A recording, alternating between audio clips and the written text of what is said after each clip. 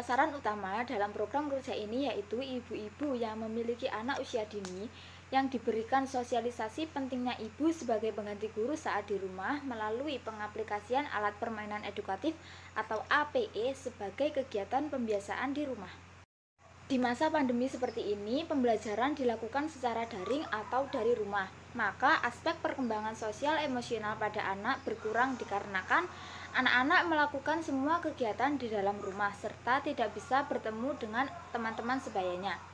Banyak orang tua yang tidak telaten saat mengajari anaknya di rumah, yang menjadikan pembelajaran di rumah tidak bisa berjalan dengan baik atau tidak bisa berjalan dengan optimal.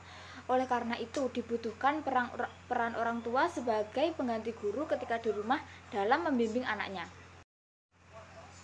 Tujuan dari sosialisasi ini yaitu yang pertama, memberikan pemahaman kepada para ibu bahwa pentingnya mengembangkan aspek perkembangan sosial pada anak.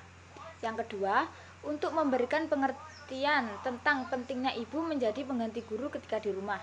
Dan yang ketiga, memberikan pengarahan pembuatan APE serta cara pengaplikasian APE sebagai kegiatan pembiasaan di rumah.